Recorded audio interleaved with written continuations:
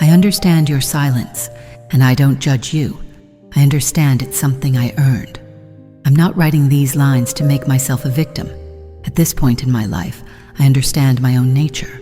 I was a broken woman when you met me, and only now do I understand that you wanted to repair me with kintsugi, that Japanese technique that mends objects with gold in every fracture.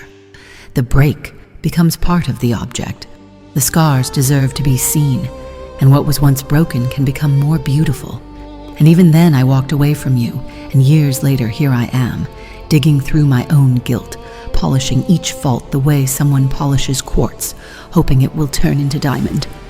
But I'm not here to soothe myself by placing on your shoulders a weight of blame that isn't yours. I was the one who failed because of my own cowardice, my refusal to accept that destiny exists. And yes, the phrase is cliché, but there's no other way to say it. Everyone's destiny is death. Everything that happens between now and then is mere coincidence.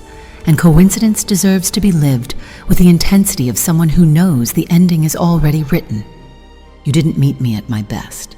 When you arrived, you were looking at the remains of a woman trying to pick up the pieces of her soul, so no one else would bleed from them.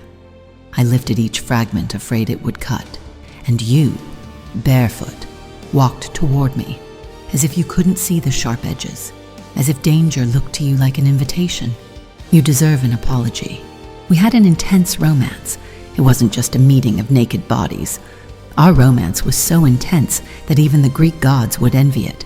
But I chose to let you go, because you are perfect, because you deserve a real woman who knows how to love you the way I had only begun to try. I didn't deserve you. Your immensity made me feel small. There was an entire continent between your world and mine, your children, your family, the eyes of those who belong to you. How were you going to explain my existence? How could you risk my urgent desire to feel like a woman when I could barely hold that identity without breaking?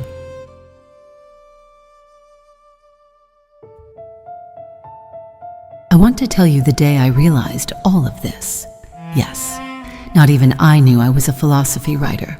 I discovered it on my trip to Italy, and I'd like to talk about it in person if you ever want to. The day the universe consumed me was the day you took me ice fishing. We made a simple plan. You'd spend the night at my place, and at dawn, we'd be out on that frozen lake. You woke me up at 2 a.m. and told me you were going back home to sleep. Your house was 45 minutes away, and still you promised to return at 6 a.m., and you did. I spent the rest of that night thinking about why you didn't stay. Maybe it was uncomfortable sleeping next to me. Maybe my bed wasn't a bed for sleep, but for something else. And with our 15-year age difference, I thought maybe it was your aches and habits, an old picky man who could only sleep in his own bed. But even through all that overthinking, I was falling for you.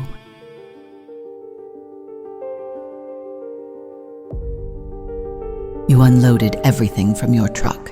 You didn't let me carry anything heavy. You didn't let me help set up the tent on that lake whose frozen surface was our floor.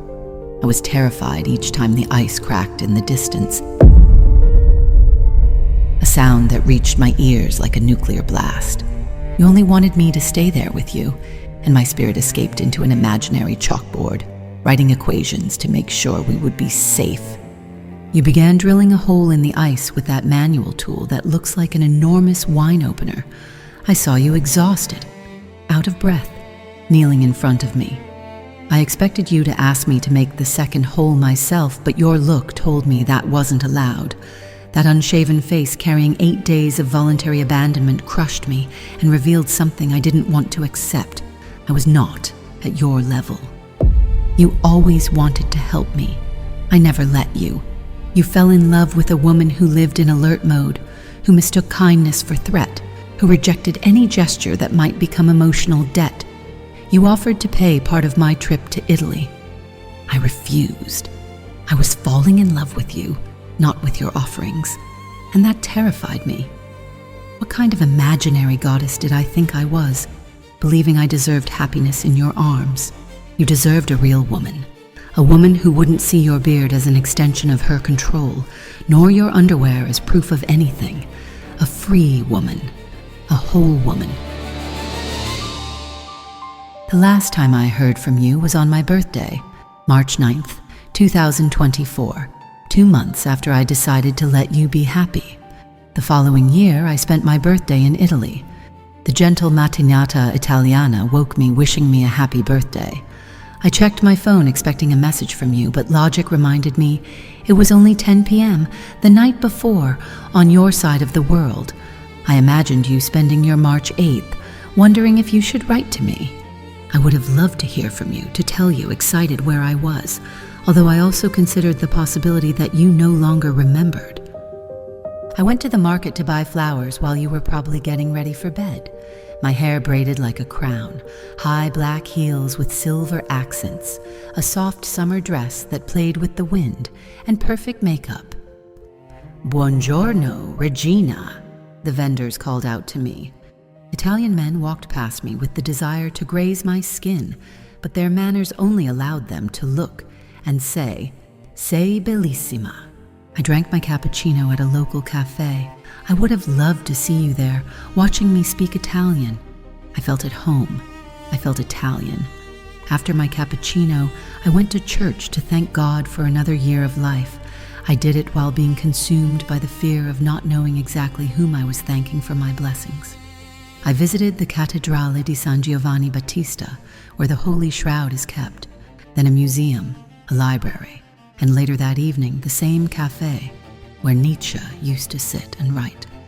It was 5 in the afternoon for me, 11 in the morning for you, and then I understood.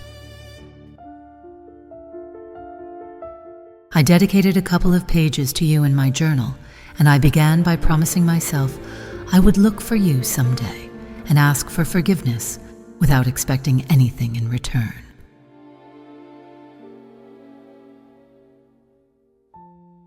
Steve, I'm sorry I wasn't the woman I am now, a woman who learned to carry the name Regina, a banner woven not from her triumphs, but from her defeats. The fear of happiness opened a crack in my chest. It settled in my spirit as if it were a cosmic law written against me. I thought I didn't deserve joy when everything around me was falling apart. I swear I came to believe I didn't deserve you. I felt I was stealing from nature a privilege that wasn't mine. Your way of existing demanded a complete woman, not a patched figure trying not to collapse in front of you. I am no longer that woman. Maybe you already found the one who could receive you. Maybe you simply closed the door and continued with your life. Any answer is valid. I don't blame you. I don't resent you. I understand. I only want to know if you are happy. I only need to be certain that crossing paths with me didn't leave wounds in you that time can no longer mend. Overall, I only wanted to say this. I'm sorry.